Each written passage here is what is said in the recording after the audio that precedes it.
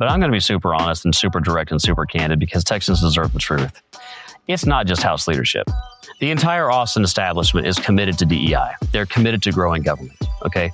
And all of the legislative priorities this session from all the different parts of the elected branches of government down here support growing government. America is truly exceptional, and Texas is special. And we must do everything that we can to protect this land that we love. Well, Brian, thank you so much for being on today. I appreciate all the great work you're doing in the legislature, and you're really sounding the alarm on the corruption going on there and keeping our universities and colleges accountable especially. So there's a lot I want to delve into, but if you would, maybe just share your story about how you got started and entered into politics and your background.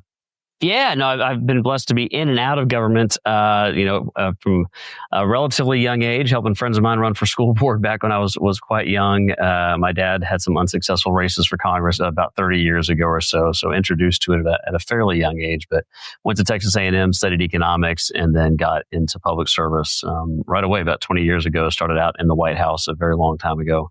And then most recently, came back to Texas after probably 8 or 9 years in D.C., worked at the Social Security Administration a couple times in the White House and the Pentagon, and then was really just wanted to unplug from that world and come back to my roots. And I was working in some small family businesses back in Texas, building homes with my dad, breeding animals with my wife. And then when President Trump got elected, I was asked if I would do another tour in D.C., so I did that, was really excited and very honored to go back again. I was President Trump's chief of staff at the U.S. Department of Health and Human Services, which is the biggest cabinet agency, one that's now being helmed by newly confirmed Secretary Kennedy. And I did that until the last day of President Trump's administration, moved back home to Texas, and where my wife and I had kept our farmhouse.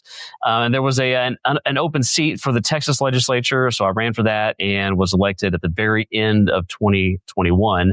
Was super excited because I was excited to get to sort of lock arms with elected Republicans down in Austin, because I had this very mistaken belief that every elected Republican in Texas was fighting as hard for the freedom and liberty of the next generation as those of us in the Trump administration were. And I was shocked and horrified when I got elected to find out that even though voters have given Republicans massive majorities in the Texas House, Democrats actually control the chamber. And that hasn't changed today, or at the beginning of this session, which was about 2.5 months ago.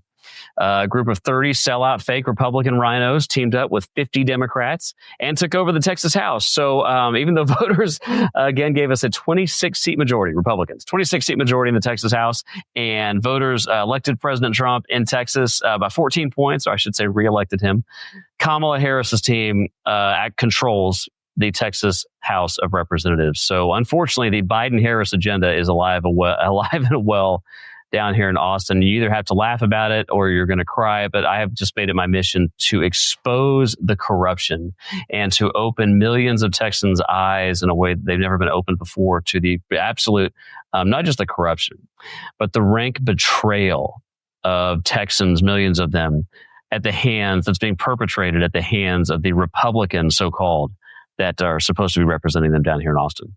Yeah, it's really sad state of affairs where 30 Republicans would work with mostly Democrats to elect a so-called Republican speaker. Yep. And, the rules, you call it the 2025 Democrat Empowerment Act. Sure do. Essentially, Hugh Brady wrote it, and it's horrible. Hugh Brady, a Democrat Obama lawyer, is basically having... You need to say that a little slower to let it sink in for your viewers, though. The most powerful staffer in the Texas House is a Democrat Party activist and a former Barack Obama White House lawyer. It's insane.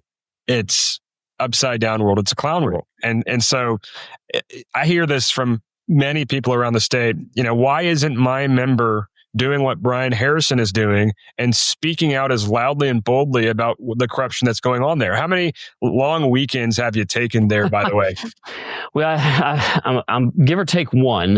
We have been here for about 10 weeks, and we have taken 10 long vacation weekends. And in fact, they got so angry at me for calling them out on this. I was just post the vote sheet every weekend so Texans could know whether their state rep was selling them out or not. They said, okay, we can't vote on this anymore, even though that's what the Constitution requires, because the Constitution doesn't let us take long weekends unless we vote on it and get permission from the Senate. They said, you know what? We're just going to break the Constitution, and we're just going to do this unconstitutional standing at ease for 4 or 5 days. That way nobody has to vote on it anymore. It's an absolute outrage. So we're over halfway through session. I think we're on like day 76, 77. And we have debated zero bills. We have passed zero bills. About the only thing of substance we've done is we did suspend the Constitution so that we could pass a resolution to honor Beyonce. And then we passed one last week, I think, to honor Zoroastrianism. And we created Zoroastrianism Day at the Texas Capitol. But no bills on property taxes, no bills on school choice, no bills to end taxpayer-funded DEI, nothing. Do you think that there's any hope in sight? Is there any possibility that stuff will get passed? I mean, I've gone to different events, and people seem to think that Dustin Burrows has a lot to prove, and so he wants to show people that he really is conservative, even though he didn't get in the right way. Do you feel like there's any of that going on, that there could be any hope for this session? Well, the only hope we have is from Texans being made aware of the betrayal that's happening down here. Because if left to their own devices, no, Dustin Burrows, my goodness, his Club for Growth conservative rating is a 34. Anybody telling you Dustin Burrows has been a conservative member of the House is lying to you or their ignorance. Okay, it's just not true. And by the way, nobody cuts a deal with 50 Democrats to become the speaker. Imagine if Speaker McCarthy, who could have saved his speakership with just 5 or 10 votes from Hakeem Jeffries, imagine if he'd have done that. I mean, Republicans across the country would have been rioting in the streets. Or imagine if Speaker Mike Johnson made Nancy Pelosi or AOC committee chairman. Seriously, imagine that. Well, Democrats chair committees in the Texas House today. They'll lie to you. They'll gaslight you and say, no, they don't chair committees. They chair standing subcommittees. It's just all lies. And then they rewrote the rules to give all of the Republicans are banned from being vice chairs. So all the vice chairs are Democrats, and the rules were rewritten to give the vice chairs more power than the committee chairman. So the Texas people are being completely gaslit. And you asked about, is there hope on the horizon? Look, if the governor, lieutenant governor, and speaker agree on something, anything can pass in a very short period of time. The problem is the priorities down here in Austin, from the entirety of the Austin establishment, are liberal. They grow government, they increase spending, and they're spending things that are quite frankly Democrat priorities. Transgender ideology in college campuses, DEI, race-based contracts in our state agencies, policies that are at the end of the day going to increase people's property taxes. And quite frankly, we should be putting our state on a path to eliminate property taxes. There's no movement in sight to get our state on a path to eliminate property taxes. Instead, best I can tell, unless something changes fast, every Texan's property tax bill is almost certain to go up at the end of this session. And the school choice bills, look, let me be super clear. I think school choice is the civil rights issue of our time. I agree with Ted Cruz and other conservative leaders on that. There's nobody in the Texas Capitol that supports education freedom more than I do. But we should be doing it in a bold, universal, and fiscally conservative way. And the way the Texas House is doing it, it looks like the way Democrats would do it. We're going to double down. We're going to spend $9 or $10 billion more, not on universal education freedom, but propping up a failing government monopoly that's only teaching about 24% of Texas 8th graders to do math proficiently. And we're going to create a universal school choice program that only gives school choice to about 1% of Texas students. And it still gets worse. Among the 1%, they're going to allow illegal aliens to participate. So while President Trump, on one hand, is ending DEI at the federal level, is cutting off the financial incentives for illegal immigration, the state of Texas is about, it might be the case, I'm trying to amend the bill, I'm trying to change this, but the state of Texas might be passing a school choice program that only applies to 1% of Texas students and that actually prioritizes illegal aliens over American citizens. So even the things that we're doing that are conservative things like school choice, we're doing it oftentimes the way that a Democrat would do it. And this is not what Texans voted for. Exactly. And President Trump has given a mandate to the Texas House, especially. He's called Dustin Burrows out by name, and he's asked to get, landmark legislation done on school choice and other things. And the work needs to be done in the Texas House now to get things done. We won't necessarily have this mandate 2 years from now. Right. This is the time to do it. No, and we should be like 30. I mean, if we pass school choice this session, unfortunately, I want Texas to lead in just about everything, but we should have passed school choice 10, 20 years ago. We're at the point where every other conservative state in America has already got school choice. Okay, so if we pass school choice this session, we're not exactly blazing any new trails here. So we should make up for being late to education freedom by being bold. We should pass the boldest, most fiscally conservative, robust universal school choice program in America. And just to bring it back to the high level for just a second, and I probably should have started here for your audience, Texas has a reputation for leading in freedom, for leading in individual liberty and low taxes and low regulations. But the reality is for far too many years, we have just been coasting on our small government reputation. And I'm fighting like hell to finally let us start living up to that reputation. That's fantastic. You've been so vocally critical of what's gone on with our Texas universities. Of course, you've been a part of our Texas Youth Summit. You know how critically important education is to the future of our youth. And especially to me, I care so much about that subject matter. So I've really keenly been interested in what you're doing there. Talk a little bit about that. I know you just recently put something out about the University of Texas at Austin, calling for the defunding over just some of the atrocious things that are going on there. It is unbelievable. Here's the thing. Texans have no idea, and this is what I'm trying to expose. Texans have no idea. Texans who are, by the way, being taxed out of their homes, many of them. Texans who are having a hard time putting food on the table, gas in the tank. And when they're paying their taxes to the all-Republican government in Texas, let me be super clear. All the problems in Austin, they're not the fault of the Democrats. Yeah. There aren't enough Democrats in Austin to pass a birthday resolution, okay, unless Republicans help them. Everything bad that's going on is a result of elected Republicans in our capital city. And Texans are sick and tired, and I am furious that Texans are having their tax dollars, their hard-earned tax dollars, weaponized against them, against their values, and against their children in the pursuit of the promotion of woke, dangerous, leftist Marxist ideology. Okay? And anybody who tells you that the state of Texas has banned DEI or has banned liberal gender indoctrination in our government entities, they're just lying to you. This, in fact, because of our size, and I'm on the House Appropriations Committee, I have uncovered stuff that is horrifying Texans when they learn it. Just one of our agencies, the Texas Department of Transportation, for example, has an entire civil rights office with 50 employees that, according to their own budget request, the only thing those 50 employees are doing is promoting DEI. And just that one agency admitted to me in a hearing, they have awarded over $1 billion, with a B, $1 billion in state contracts based at least in part on DEI criteria. Wow. That's just one agency. And let's talk about our public universities. I am sick and tired of funding public universities that are indoctrinating the next generation instead of educating them. And I went to visit University of Texas because their campus is right across the street from the Capitol, because I heard that the Texas government, that's right, the Texas government was hosting a conference for 2 days to promote transgender ideology. So I said, you know what? I'm going to go find out what this is all about. I'm going to go see for this for myself.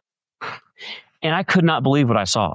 And I wasn't even all there that long. I snuck in, I walked in with the caterers, and I posted an entire a tweet thread. I guess we don't call them anymore, but a thread on X.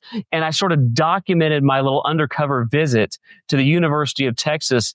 And I would encourage you, I don't know the way to put a link up on this. I'm at Brian E. Harrison on X, and you can go see it. I can actually report to you just now, right before I got on your podcast, that tweet thread that I put up about a day ago just crossed the 4 million view mark. The people are shocked, they're horrified, and they're furious to see example after example after example after example of the Texas government promoting dangerous DEI and liberal gender ideology and forcing the hardworking men and women of the state of Texas to pay for it. Texas should be leading the fight against this liberal gender ideology. Texas should be leading the fight against these racially discriminatory policies of DEI. And instead, what is the Texas government doing? The Texas government is controlled by all Republicans. Everybody in the Texas government, it's the majority, has the word Republican by their name, but I'm going to be super clear. The Texas government funds, supports, promotes, and is spending taxpayer dollars on DEI. And given our size, we may be the biggest funder of DEI in America. That's insane. And I'm committed to fighting to end that. Wow. Is it realistic to say that there's people on your side in the Texas House that will help with this effort to defund?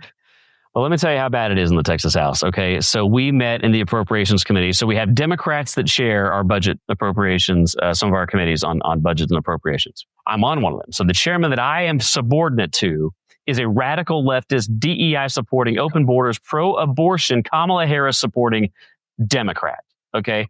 He chairs the committee.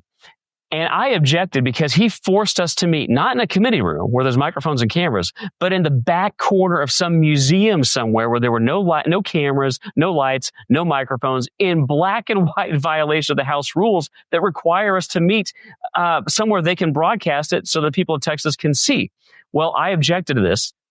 Black and white, I've got them, elbow deep in the cookie jar. I mean, they just broke the rules. Let the Democrats write the Texas budget to fund liberal Democrat priorities. They did it in secret, and they did it in violation of the House rules. I made a motion to appeal the ruling of the Republican overall chairman against adopting all of these budgets that were written by Democrats under the cloak of darkness. And all I needed were 2 Republicans to second my motion. There are 14 Republicans on the committee. Do you know how many Republicans were willing to second my motion? Oh, one. Okay, well, that's a little better. There was one. Yeah. But no, when I go and stand up against the corruption in the Texas House, Christian, even though we have 88 Republicans, supposedly, in the Texas House, when I go and stand up against the corruption in the Texas House, on a good day, there will be 4 people standing up with me against the corrupt leadership team in the Texas House. Who are those people?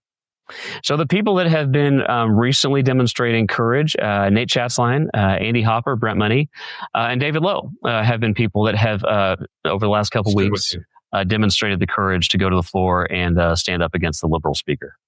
Wow. Well, we need more people. Out of 88.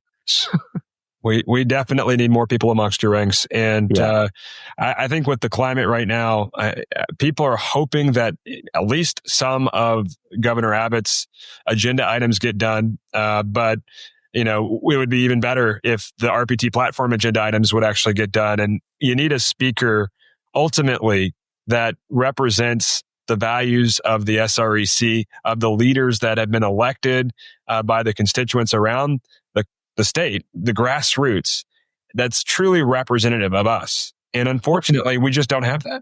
Well, what we need is elected officials, not just the corrupt House leadership team, but I'm going to be super honest and super direct and super candid because Texans deserve the truth. It's not just House leadership. The entire Austin establishment is committed to DEI. They're committed to growing government. Okay. And all of the legislative priorities this session from all the different parts of the elected branches of government down here support growing government.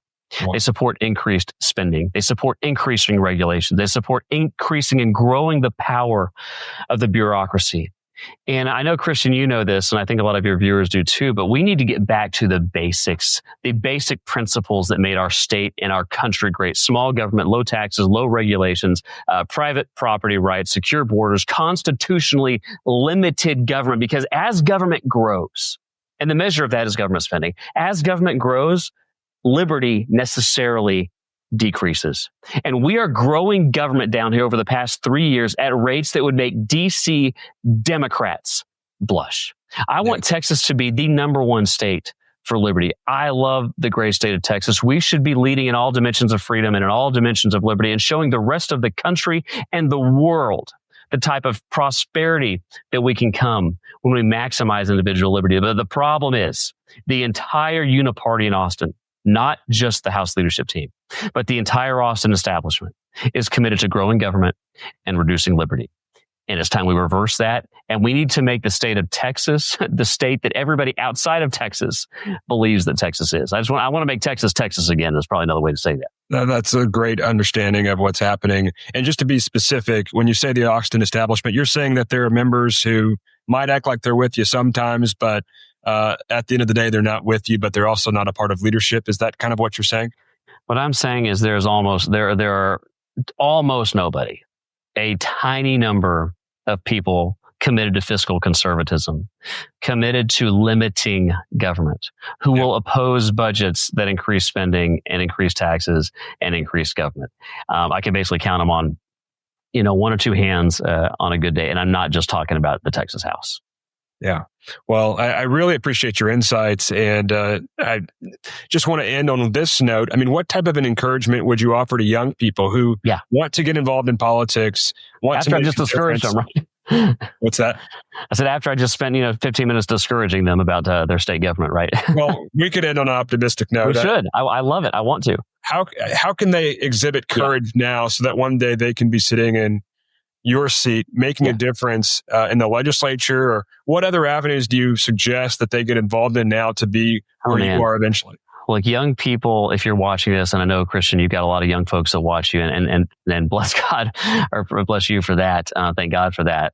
Young people, I know people think that politics sometimes, okay, that's like an older person's thing. But let me tell you what, the people that are going to be impacted the most by the decisions that are being made in Austin and in Washington right now are young people. Because you, the next generation, you, the people graduating high school or college in the near future, it is going to be you that pays the price for the decisions that we make today. And so what I would say is to young people, just start showing up. That's half the battle. Find your local, Republican clubs or conservative organizations, party organizations. Call your state, local. Start with your local official. Get to know your city council. Get to know your state representatives. Call your state senators. Come down to the Capitol, visit. Find out who they are, and just start letting them know in a very nice way how you feel about things. Because the reality is, the more we grow government, the more we increase spending, the more we increase debt, you guys are going to be the ones that are on the hook. And I won't always be in my chair. You mentioned my office, but my goal is to leave the state of Texas more free and more prosperous than it was when I found it. And I do this. I've got 4 kids that are under 10 years old.